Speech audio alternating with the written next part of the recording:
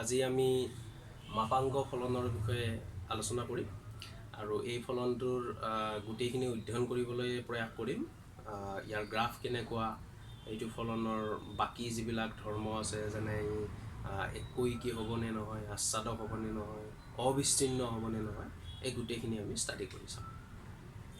তো প্ৰথমতে আমি ইয়াৰ সংজ্ঞালৈকে আহিছোঁ যে মাপাংক ফলনৰ সংজ্ঞাটো কেনেকুৱা ধৰণে দিয়া হয়। তো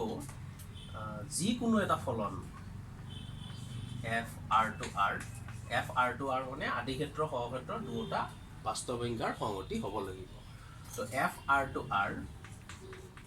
যাতে F x is equal two modulus x এনেকুৱা ধৰণে যদি ডিফাইন কৰোঁ তেতিয়াহ'লে ফলনটোক আমি মাপাংক ফলন বুলি ক'ম। এতিয়া ইয়াৰ মডুলাছ এক্স যিটো দিয়া হ'ল সেইটোৰ কাৰণে এটা ইয়াৰ নিজা সংজ্ঞা আছে। এই সংজ্ঞাটো হ'ল যে ই প্লাছ এক্স হ'ব যদিহে এক্সৰ value greater than equal to 0 বা 0তকৈ যদি ডাঙৰ হয় তেতিয়াহ'লে প্লাছ এক্স ধৰিম, আৰু মাইনাছ এক্স হ'ব যদি এক্সৰ ভেলু 0তকৈ সৰু হয়, লেছ দেন 0 হয়। তো গোটেইখিনি ষ্টাডি কৰাৰ কাৰণে প্ৰথমতে আমি ইয়াৰ গ্ৰাফটো চাই লওঁ। গ্ৰাফটো কেনেকুৱা হয়, যিকোনো ফলনৰ কাৰণে সদায় গ্ৰাফ আঁকিবলৈ চেষ্টা কৰিব লাগে, তেতিয়াহে গোটেইখিনি ক্লিয়াৰ হৈ যায়। তো যদি এফ এক্সক আমি ৱাইৰে নিৰ্দেশ কৰোঁ তেতিয়াহ'লে আমাৰ প্ৰথমতে আহিব যে Y is equal to X, য'ত X greater than equal to 0। তো আমি ইয়াৰ গ্ৰাফটো চাওঁ কেনেকুৱা ধৰণৰ হয় ইয়াৰ গ্ৰাফটো। তো যদি এক্সৰ ভেলু ইয়াত 0 পুট কৰি দিওঁ তেতিয়াহ'লে ৱাইৰ ভেলুও 0 হৈ যাব। তো আমি 0 পইণ্টটো পাই গ'লোঁ ইয়াত। নেক্সট আমি আৰু ধৰিব পাৰোঁ যে এক্সৰ ভেলু যদি 1 হয় ৱাইৰ ভেলুও 1 হ'ব, 1 পইণ্ট এটা পাই। এক্সৰ ভেলু 1, ৱাইৰ ভেলু 1, গতিকে পইণ্টটো এনেকুৱা। তো আমি ইয়াক জইন কৰি দিম এনেকুৱা ধৰণে। এইটো ক্লাছ 9তে আছে। এনেকুৱা ধৰণে দুটা বিন্দু হ'লেই ৰেখা এডাল আঁকিব পাৰিম। কিন্তু ইয়াত আৰু এটা চাবলগীয়া কথা হ'ল যে এক্সৰ ভেলু কিন্তু 0 বা 0তকৈ ডাঙৰ, সৰুটোৰ কথা আমি ইয়াত ধৰা নাই। গতিকে আমি অকল এই পাৰ্টটোৰ কাৰণেহে ষ্টাডি কৰিব লাগে বৰ্তমান। গতিকে এই পাৰ্টটোৱে যদি ষ্টাডি কৰিব লাগে তেতিয়াহ'লে এক্সৰ নিগেটিভ ভেলুবিলাক বৰ্তমান নাচাওঁ। তো আমি এই পাৰ্টটো বৰ্তমান ল'ব নালাগে, এইটো পাৰ্ট নাহে ইয়াতে। তো আমাৰ অকল সেই পাৰ্টটোৱে, এই পাৰ্টটোৱে বুজাইছে Y is equal to X, য'ত এক্সৰ ভেলু 0 বা 0তকৈ ডাঙৰ। তো এইটো পাৰ্ট হৈ গ'ল। এইবাৰ আমি ষ্টাডি কৰিম যে ৱাই ইজ ইকুৱেল টু এইটো পাৰ্ট মাইনাছ এক্স, য'ত এক্সৰ ভেলু 0তকৈ সৰু হ'ব। তেতিয়াহ'লে ইয়াতো আমি দুটা বিন্দু লৈ লওঁ। তো যদি এক্সৰ ভেলু -1 ধৰোঁ, যিহেতু 0তকৈ সৰু হ'ব লাগে, -1 ধৰিলে ৱাইৰ ভেলু +1 হৈ যাব, মাইনাছ মাইনাছ এইটো প্লাছ। এইবাৰ যদি একেধৰণে আমি -2 ধৰোঁ তেতিয়াহ'লে ৱাইৰ ভেলু হৈ যাব 2। তো আমি জাষ্ট প্লট কৰিম এতিয়া বিন্দুকেইটা। এক্সৰ ভেলু -1 হ'লে ৱাইৰ ভেলু 1 হয়, তো আমি এটা বিন্দু এনেকুৱা ধৰণে পাম। নেক্সট এক্সৰ ভেলু -2 হ'লে ৱাইৰ ভেলু 2 হয়, তো আমি এইবাৰ বিন্দুটো এইখিনি মানত পাই যাম, মোটামুটি এইখিনি মানত। গতিকে এইবাৰ আমাৰ ৰেখাডাল এনেকুৱা ধৰণে গুচি যাব। জাষ্ট আমি জইন কৰিম ৰেখাডাল, আমাৰ ৰেখাডাল এনেকুৱা ধৰণে গুচি যাব। কিন্তু লগে লগে মাইণ্ড কৰিব লাগিল যে এক্সৰ ভেলুটো 0তকৈ সৰুৰ কাৰণেহে ষ্টাডি কৰিব দিছে, ডাঙৰৰ কাৰণে ষ্টাডি কৰিব নালাগে। তো আমি অকল এই পাৰ্টটোহে চাব লাগে। গতিকে আমি এই ৰেখাডালৰ কাৰণে সেইটো পাৰ্ট গ্ৰহণ নকৰোঁ। গতিকে আমি দেখিলোঁ যে এইটো পাৰ্ট হৈছে ৱাই ইজ ইকুৱেল টু এক্সৰ কাৰণে, আৰু এই পাৰ্টটো হৈছে Y is equal two minus এক্সৰ কাৰণে। একদম দেখাত ভিৰ নিচিনা হৈ আছে। তো এই ভি শেপড যিবিলাক ফিগাৰ পাম আমি এনেকুৱা ধৰণে, তো সেইবিলাক মডুলাছ ফলনৰ এটা ফিগাৰ হয়। ঠিক আছে, এতিয়া আমি গ্ৰাফটো ষ্টাডি কৰিলোঁ যে মডুলাছ ফলনৰ বা মাপাংক ফলনৰ গ্ৰাফটো ভি শেপড হয়। এতিয়া লগে লগে কথাটো আহিল যে এইটো একৈকি হয়নে নহয়। তো একৈকি হোৱাৰ কাৰণে আমি এতিয়া জাষ্ট এনেকুৱা ধৰণে আমি নিজৰ ইচ্ছামতে কেইডালমান লাইন টানি লৈ যায়। এনেকুৱা ধৰণে ছাপ'জ আমি 1ৰে এটা লাইন টানি দিলোঁ। তো দেখিলোঁ যে 1 পইণ্টটোৰ কাৰণে ই ইয়াতে কাটিব আৰু ইয়াতে কাটিব। তাৰ মানে -1ৰ কাৰণে আমি 1 ভেলুটো পাম, আৰু +1 কাৰণেও 1 ভ্যালুটো হ'ব মিন্স এইটোতো আমি জানো মডুলাস -1 মানেও 1 আৰু মডুলাস 1 মানেও 1 তাৰ মানে f of -1 মানেও 1 আৰু f of 1 মানেও 1 তো কথাটো এনেকুৱা হ'ল তাৰ মানে f r ৰ পৰা r লৈ f r ৰ পৰা r লৈ মডুলাস ফলন বুলি কৈছিলো আৰু r বুলি ক'লে তো ইয়াত অজস্ৰ বিন্দু থাকে ইয়াতো অজস্ৰ সংখ্যাবিলাক আছে তাৰ ভিতৰত দেখিলো যে -1 ইয়াৰ প্ৰতিবিম্বটো 1 আৰু +1 বহুত আছে আৰু তাৰ কাৰণেও প্ৰতিবিম্বটো 1 হ'ব ঠিক একেধৰণে আমি দেখিম যে -2 ৰ কাৰণেও 2 ওলাই আৰু +2 ৰ কাৰণেও 2 ওলাই তাৰ মানে এই ফলনটো একৈকি ফলন হ'ব নোৱাৰে কাৰণ একৈকি ফলন হলে ফিগাৰটো এটাই এটাৰ লগত এনেকুৱা ধৰণৰ দেখি তো আমি দেখিলো যে ইয়াত দুটাই এটাৰ লগত এনেকুৱা ধৰণেহে জড়িত হৈ আছে ঠিক আমি স্পষ্টভাৱে ক'ব পাৰো যে এই ফলনটো একৈকি ফলন হ'ব নোৱাৰে এতিয়া আমি তেনেহলে একৈকি আমি কনফাৰ্ম কৰি দিলো যে এইটো একৈকি হ'ব নোৱাৰে একৈকি নহয় এবাৰ আমি আচ্ছাদক হয়নে নহয় চাম তো আচ্ছাদকৰ কাৰণে আমি দেখিলো যে যিডাল গ্ৰাফ আছে গ্ৰাফৰ কাৰণে y ৰ ভ্যালু লোৱা অকল এই পাৰ্টটোৱে আছে তো x অক্ষই হোক বা y অক্ষই হোক সেইবিলাকেতো বাস্তৱ সংখ্যাৰ সংগতিকে বুজায় সো আমি দেখিলো যে 0 বা 0 তকৈ ডাঙৰ এইবিলাক ভ্যালুহে লয় তলৰ নিগেটিভ ভ্যালুবিলাক নলয় আৰু সেইটো আমি ইয়াৰ পৰাও কনফাৰ্ম হৈছো যে নিগেটিভ সংখ্যা ধৰিলেও পজিটিভ সংখ্যাই ওলায় আৰু পজিটিভৰ কাৰণেটো পজিটিভ ওলায়ে আৰু যদি আমি 0 ধৰো 0 ৰ কাৰণেও 0ই ওলায় ইয়াতে আছে না x > 0 0 হলে 0ই আহিব গতিকে আমি দেখিলো যে ইয়াত যিবিলাক সংখ্যা ওলাব ইয়াত যিবিলাক প্ৰতিবিম্ব হৈ থাকিব এই প্ৰতিবিম্ববিলাক কোনো কাৰণত ঋণাত্মক হ'ব নোৱাৰে নিগেটিভ হ'ব নোৱাৰে ইয়াত যিয়ে নলও কিয় -1.2 ললেও +1.2 হে প্ৰতিবিম্ব হ'ব আৰু 1.5 ললেও প্লাসেই হ'ব তো নিগেটিভৰ কাৰণে প্ৰতিবিম্বটো পজিটিভ ঋণাত্মক যদি কিবা এটা ধৰো যি নধৰো কিয় নিগেটিভ ধৰিলেও পজিটিভ ওলাব পজিটিভ ধৰিলেও পজিটিভই ওলাব তো প্ৰতিবিম্ববিলাক সদায় পজিটিভ হয় আৰু সেইটো গ্ৰাফৰ পৰাও ক্লিয়াৰ হৈছে গতিকে আমি এতিয়া ক'ব পাৰো যে যেহেতু আমাৰ সহক্ষেত্ৰত r বোলা এটা সংহতি আছিল যাত ঋণাত্মক থাকে 0 থাকে ধনাত্মক থাকে গতিকে ইয়াত ঋণাত্মক সংখ্যাবিলাক ৰৈ যাব সহক্ষেত্ৰত আৰু সহক্ষেত্ৰত যদি কিবা এটা বা এটাত কৰি বেছি ৰৈ যায় তেতিয়া হলে সেই ফলনটোক আমি আচ্ছাদক ফলন বুলি নকওঁ আচ্ছাদকৰ যেটো সংজ্ঞা আছিল সংজ্ঞাটোই আছিল এনেকুৱা যে সহক্ষেত্ৰত যি থাকিব সবেই কাৰোবাৰ নহয় কাৰোবাৰ প্ৰতিবিম্ব হ'বই লাগিব মানে জড়িত হ'বই লাগিব কিন্তু আমি দেখিলো যে ইয়াত অকল পজিটিভ বিলাকহে জড়িত হয় নিগেটিভ বিলাক ৰৈ যায় আৰু 0 টো জড়িত হ'ব কিন্তু নিগেটিভ বিলাক ৰৈ গলে সেইটো ফলন আমি আচ্ছাদক ফলন বুলি নকওঁ তো আমি দেখিলো যে একৈকিটো নহয়ে এই ফলনটো আচ্ছাদক নহয় এতিয়া শেষৰ ফালৰ কাৰণে চাব লাগিল যে এই ফলনটো তেতিয়া হলে অবিচ্ছিন্ন হয়নে নহয় তো অবিচ্ছিন্নৰ ষ্টাডি আমি কৰিছোৱে ইনডাইৰেক্টলি যে আমি যেতিয়া ইয়াৰ গ্ৰাফটো আঁকিছো তেতিয়া দেখিছো যে এই গ্ৰাফটোত দেখোন একো চিঙা ভাঙা নাই মাজত চিঙি যোৱা নাই আৰু আমি আগৰ ভিডিঅ'বিলাকত এইটো ক্লিয়াৰ হৈছো সংজ্ঞাবিলাকত যে যদি গ্ৰাফ এটাত চিঙা ভাঙা নাথাকে মাজত গ্যাপ নাথাকে তেতিয়া হলে সেই ফলনটো অবিচ্ছিন্ন বুলি কম আৰু যদি মাজেৰে কৰবাত চিঙি যায় কোনোবা এটা অংশত তেতিয়া হলে সেইটো বিচ্ছিন্ন বুলি কম সেই বিন্দুটোৰ কাৰণে তো আমাৰ ইয়াত এনেকুৱা ধৰণৰ কোনো ঘটনা ঘটা নাই এতিয়া এই কথাখিনি আমি ক্লিয়াৰলি ক'ব পাৰো যে এই ফলনটো অবিচ্ছিন্ন এটো আমি গ্ৰাফৰ পৰাই একদম ক্লিয়াৰ কৰি দিলো হিৰাক ম্যাথমেটিক্যালি কেনেকৈ দেখুৱাম তো ম্যাথমেটিক্যালি দেখাব লাগিলে আমাক যদি এক্সামত খুদে কেতিয়াবা যে মডুলাস ফলন মাপাংক ফলন অবিচ্ছিন্ন হয় নে নহয় দেখুৱা তেতিয়া হলে গ্ৰাফৰ দ্বাৰা অলপ অসুবিধা আছে তো আমি মেথমেটিক্যালি দেখুৱাব লাগিব তো মেথমেটিক্যালি দেখাব লাগিলে যেহেতু ইয়াত ক্ৰান্তিক বিন্দু মানে জোৰ পৰা অলপমান ছিঙি যোৱাৰ চান্স আছে জিৰোত greater than less than condition আছে তো জিৰোত ছিঙিবও পাৰে নিছিঙিবও পাৰে সেইটো আমি নাজানো কিন্তু জিৰোত আমাৰ এটা অনুমান হৈ আছে যে জিৰোত ছিঙে নেকি গতিকে ইয়াক আমি ক'ম যে জিৰোটো ক্ৰান্তিক বিন্দু ক্ৰিটিকেল পইণ্ট তো আমি এতিয়া এই বিন্দুটোৰ কাৰণে অকল চালেই হৈ যাব তো আমি মাত্ৰ তিনিটা বস্তু চাব লাগে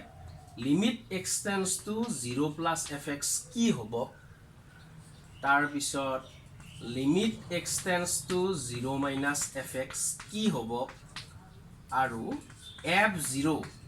এই তিনিটা কি হ'ব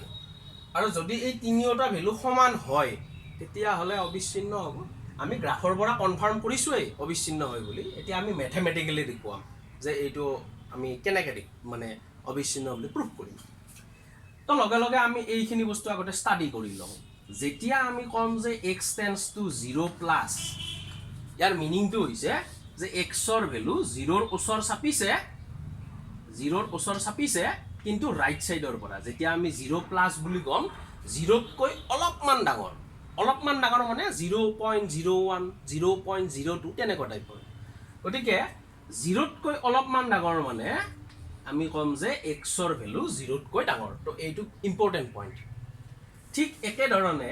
যদি আমাৰ কোৱা হয় যে x টেন্ডস টু 0 মাইনাছ আমি ক'ম যে এই বাওফালৰ পৰা 0 ৰ ওচৰ চাপিছে একেবাৰে 0 ৰ ওচৰ কিন্তু 0 তকৈ সৰু বাওফালৰ পৰা গৈছে তো আমি ক'ম যে x লেছ দেন 0 তো যেতিয়াই আমাৰ লিমিটৰ কথাটো আহিব আমি অকল 0 প্লাছ বুলি ক'লে গ্ৰেটাৰ দেন 0 সেই বিন্দুটোতকৈ অলপমান ডাঙৰ আৰু 0 মাইনাছ বুলি ক'লে সেই বিন্দুটোতকৈ অলপমান সৰু লেছ দেন 0 তো আমি এতিয়া কণ্ডিশ্যন চাম x টেন্ডস টু 0 প্লাছ যদি x গ্ৰেটাৰ দেন 0 বুজায় তেতিয়াহ'লে কণ্ডিশ্যনত চাম যে ইয়াৰ প্ৰথমটোৱে সেইটো মানি চলিছে x গ্ৰেটাৰ দেন 0 আৰু তাৰ কাৰণে আমাৰ fx মানে দিয়া আছে x তো আমি ইয়াতে পুট কৰি দিলোঁ x আৰু এইটো ফাৰ্ষ্ট ইয়াৰত আমি গোটেইখিনিয়ে পাইছোঁ তথাপি এইটো ক্লিয়াৰ এইটো 0 হ'ব লাগিব নেক্সট টাইম যেতিয়া আমি x টেন্ডস টু 0 মাইনাছৰ কথালৈকে আহিম 0 মাইনাছ মানে লেছ দেন 0 তো লেছ দেনৰ কণ্ডিশ্যনটো চাম যে ইয়াত মাইনাছ x হয় তো মাইনাছ x তো এইটো ডেফিনেটলি মাইনাছ 0 মানে আল্টিমেটলি আমি 0 পাম আৰু শেষৰটো চাব লাগিল যে f0 মানে x ইকুৱেল টু 0 ৰ কাৰণে কি হয় আমি দেখিলোঁ যে ইয়াত ইকুৱেলিটিটো সোমাই আছে গ্ৰেটাৰ দেনো হ'ব ইকুৱেল 0 হ'ব ইকুৱেল 0 হ'লে x পাওঁ কিন্তু x কাৰ কাৰণে পাওঁ fx ৰ কাৰণে x পাওঁ তো fx থাকিলে যদি x হয় f0 থাকিলে 0 হ'ব তো আমি দেখিলোঁ যে right hand limit left hand limit আৰু ফাংচনেল ভ্যালু এই তিনিওটা একে মেথমেটিক্যালি গতিকে আমি ক'ম যে x ইজ ইকুৱেল টু 0 বিন্দুত এই মাপাংক ফলন f টো অবিচ্ছিন্ন সমান হ'লে অবিচ্ছিন্ন বুলি ক'ম সমান নহ'লে তিনিওটা যদি সমান নহয় বা সংজ্ঞাবদ্ধ নহয় তেতিয়াহ'লে আমি বিচ্ছিন্ন বুলি ক'ম গতিকে মেথমেটিক্যালিও আমি দেখুৱালোঁ যে এই ফলনটো অবিচ্ছিন্ন হয় আৰু গ্ৰাফৰ পৰা হয়তো ক্লিয়াৰ হৈছে তো আমি বৰ্তমান এই তিনিটা বস্তু ষ্টাডি কৰিলোঁ একো কি নহয়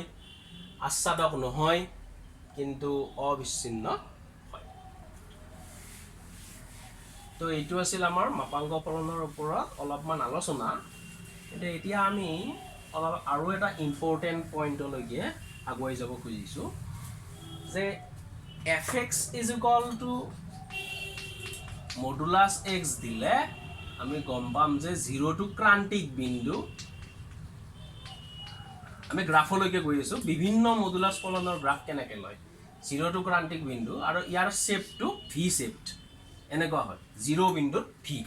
এই যিটো কোণা আছে কোণাটো 0ত লগ লাগে এইটো আৰু ঠিকই আছে ভাল কথা এতিয়া যদি আমাক fx is equal two modulus x minus 1 বুলি কয় তেতিয়াহ'লে তাৰ গ্ৰাফটো কি হ'ব আমি এতিয়া সেইটো চাব লাগে সো মডুলাছ x ৰ ডেফিনেশ্যন আছিলে যে এবাৰ প্লাছ আৰু এবাৰ মাইনাছ x হয় যদি x greater than equal to 0 আৰু x লেছ দেন 0 এইখিনি আছিল তাৰ কাৰণে তো মডুলাছ x মাইনাছ 1 ৰ কাৰণেও তেনেকুৱাই হ'ব এটা হ'ব x মাইনাছ 1 আৰু এটা হ'ব মাইনাছ x মাইনাছ 1 ইয়াৰ কণ্ডিশ্যন হৈছে যে যেতিয়া x minus 1 greater than equal to 0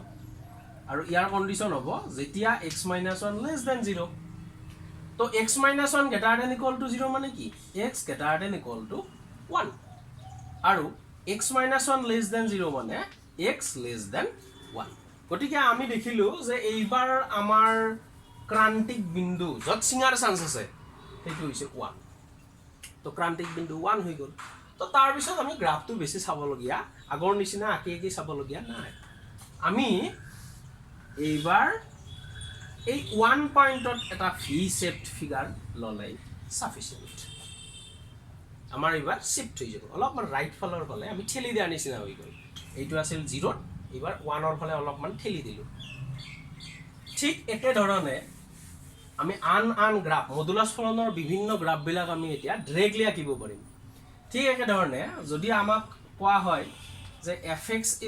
= modulus x plus 1 এইটো গ্ৰাফ কেনেকুৱা হ'ব fx = বা y = g কয় তো modulus x plus 1 তেতিয়া আমি কি কৰিম